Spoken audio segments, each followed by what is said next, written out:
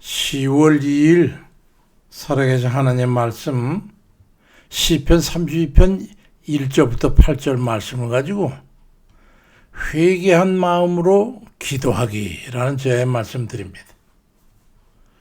시편 32편 1절로 2절 말씀에 보면은 허물의 사함을 받고 자신의 죄가 가려진 자로서 여호와께 정죄를 당하지 않는다면 그 자는 복이 있다라고 말씀합니다. 그러니까 복 있는 사람은 허물의 사함 받고 자신의 죄가 가려진 사람이라는 뜻이고, 그런 사람이 바로 복 있는 사람이라는 거지. 이 놀라운 선포를 하고 있어요. 누가 감히 이 세상에 그런 말을 할 수 있단 말입니까? 우리의 죄를 누가 너 깨끗해졌다 이렇게 말할 수 있는 사람이 있을까요? 없지. 오직 우리 주님만이 하실 수 있지.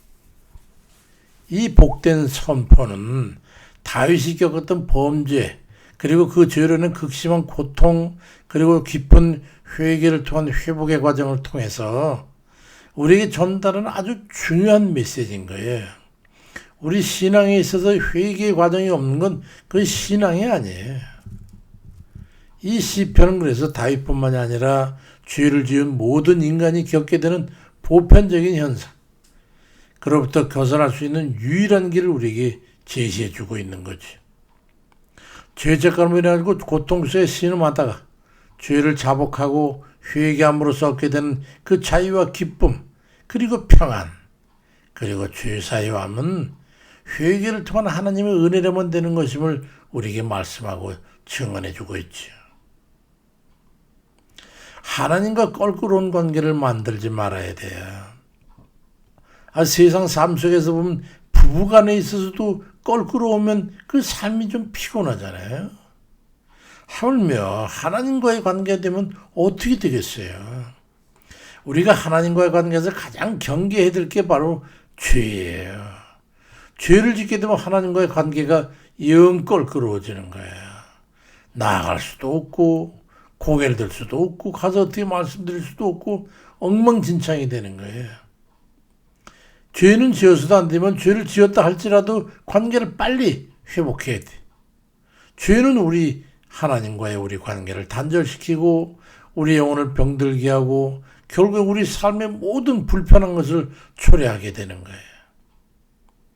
이사야 59장 2절에도 오직 너희 죄악이 너희와 너희 하나님 사이를 갈라놓았고 너희 죄가 그의 얼굴을 가려서 너희에게서 듣지 아니하게 하시게 함이라고 말씀하고 있어요. 모든 죄가 우리와 하나님과의 관계를 깨트려버리고 갈라놓고 말이죠. 그렇게 만드는 거예요. 그러니 우리 기도가 하나님 앞에 들어지겠어요. 이 말씀은 우리의 죄가 하나님과의 관계를 단절시키고 소통을 갈아먹는 주 원인이 된다고 하는 것을 분명히 알려주고 있어요. 죄가 마치 두꺼운 그 장벽처럼 하나님과 우리 사이에 벽을 치고 우리가 아무리 외쳐도 하나님 앞에 들리지 않게 그렇게 만들어 놓는 그런 관계임을 보여주는 것이죠. 우리 주님께서는 죄악과 공존할 수 없으신 분이잖아요. 아시잖아요. 하나님께서는 우리의 겉모습이나 행위뿐만이 아니라 우리의 가장 깊은 생각과 마음속에 숨겨진 죄악까지도 다 아시는 분이기 때문에 우리가 친화 관계를 갖기 위해서는 그 죄에서 돌이키게 하려고 우리를 지은 죄에 대해서 옥죄시거나 하는 거예요. 시편 32편 4절에도 주의 손이 주야로 나를 누르시오니 내 진액이 빠져 여름감에 마름같이 되었나이다 그렇게 말씀합니다. 저도 그전에 그런 경험이 많이 있어요. 지은 죄 때문에 그 죄책을 감당 못해가지고 슬퍼하고 괴로워하고 일을 어쩌면 좋을까 불안해하고 걱정하고 그래서 다 하나님 앞에 내어놓고 말이죠. 울고불고 하면서 회개하고 다시는 그런 짓 하지 않겠습니다. 이래가면서 이제까지 지내왔어요. 이는 마치 한 여름의 가뭄에 물이 말라 비틀어지는 그 나무와도 같이 말이죠. 죄악성에 빠져있는 그녀 얼마나 갈급하고 피폐해지는지를 우리에게 보여주는 말씀이지. 다윗은 밧세바의 간음죄를 짓고 난 후에 괴로울 정도였어요. 근데 거기다가 또 그를 감추려고 그가 바세바의 남편 되는 충성스러운 신하인 우리아를 전쟁터에 보내가지고 죽게 하잖아요. 그러고 나니까 견딜 수 없는 상태가 된 거예요. 영적으로 깊은 고통에 빠지게 돼가지고 잠도 못 자고 밥맛도 없고 깊은 번민 속에 잠기게 되었을 때 그 믿음 좋던 다윗이 하나님과의 이 관계를 어떻게 회복할 수 있느냐, 그 고민 속에 빠졌을 때 그건 죽기보다 못한 영적, 정신적, 심적인, 육체적인 그런 고통에 옥죄는 주님의 손길을 느끼게 됐던 거예요. 견딜 수가 없었던 거지. 우리가 죄책에 의해 죽기보다 못한 그런 고통에 이르게 될 때에 우리는 하나님 앞에 나아가야 되는 거예요. 하나님께서 우리를 누르실 때 우리가 못 포착한다고 되는 게 아니잖아요. 우리가 할 일을 죄를 자복하고 회개하는 거예요. 오직 하나님 앞에 나아가서 우리의 죄의 허물을 인정하고 용서를 구하는 것이지요.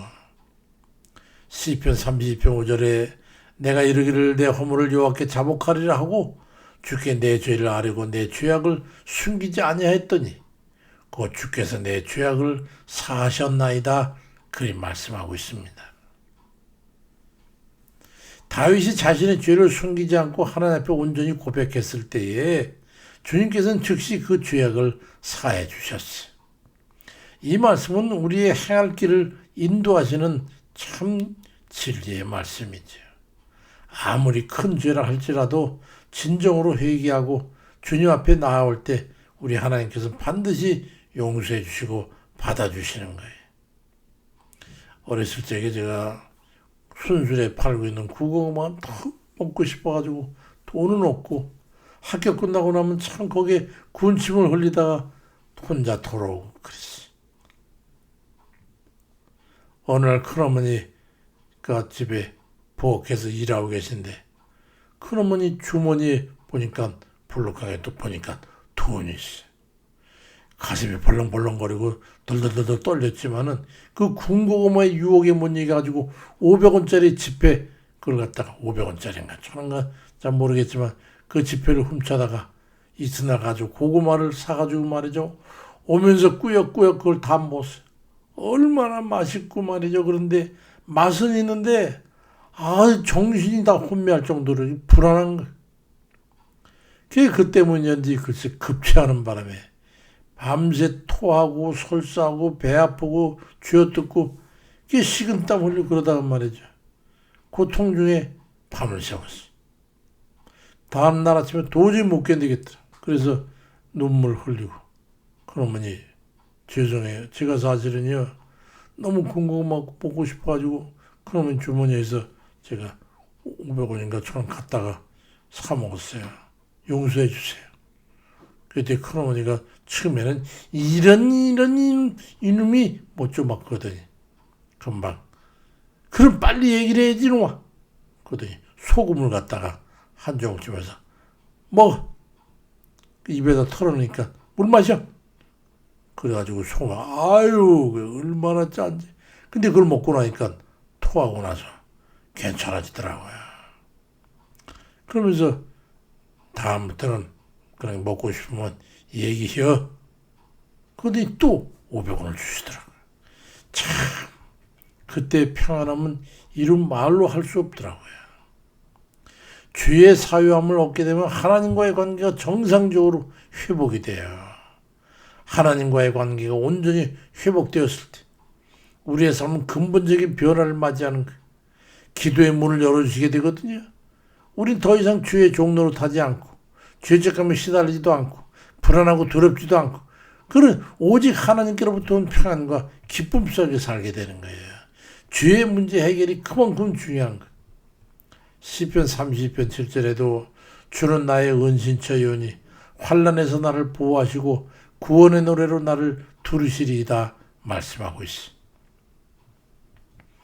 죄의 굴레에서 자유를 얻은 다윗은 하나님이 자신의 가장 안전한 피난처가 되시고 모든 환난에서 보호해 줄 뿐이며 심지어는 기쁨의 찬송으로 우리 자신을 감싸준다고 하는 그런 분임을 깨닫게 됐어요. 그때 하나님께서 그에게 오늘 32편 8절에 보니까 내가 네 갈 길을 가르쳐 보이고 너를 주목하여 훈계할 것이라고 말씀의 은혜를 주셨어요. 신앙의 원리를 깨달으면 평안과 감사와 기쁨이 있는데 그걸 깨달아 행하기가 참 쉽지 않은 것 같아요. 오늘 우리가 시편 30편 말씀을 통해서 깨달은 진리는 바로 그겁니다. 죄를 자복하고 회개하며 하나님과의 관계를 바로 세우고 오직 하나님을 의지해서 나아갈 때 우리들이 나아갈 길을 하나님께서 친히 인도하신다는 사실을 우리가 잊지 말아야 합니다. 이것은 비단 다윗에게만 통용되는 원리가 아니에요. 이 진리를 깨닫고 행한 모든 성도들 어느 누구 할 것 없이 하나님의 인도하심 속에 평안한 삶을 살게 되는 겁니다. 회개한 자녀들에게 주시는 하나님의 은혜는 놀라운 반전을 보게 되죠. 사도행전 3장 19절에도 보니까 그러므로 너희가 회개하고 돌이켜 너희 죄 없이 함을 받으라.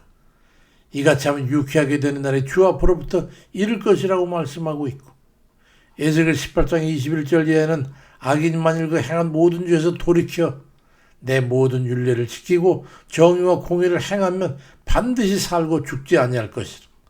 그가 보면 모든 죄를 기억하지 아니하리니 그가 행한 공의로 살게 될 거라고 말씀하고 있고, 역대하 7장 14절에는 내 이름으로 일컫는 내 백성이 그들이 악한 길에서 떠나 스스로 겸비하고 기도하여 내 얼굴을 찾으면 내가 하늘에서 듣고 그들의 죄를 사하고 그들의 땅을 고쳐줄 것이라고 말씀합니다.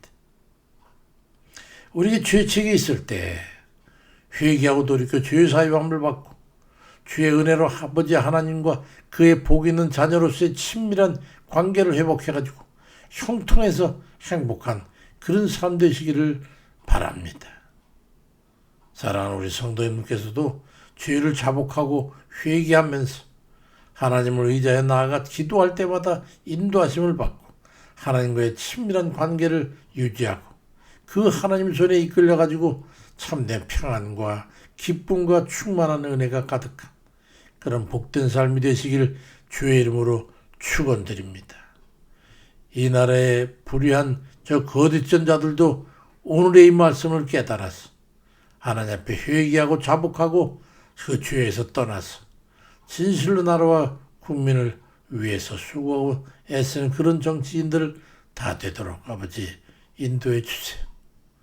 예수님 이름으로 기도드립니다. 아멘입니다.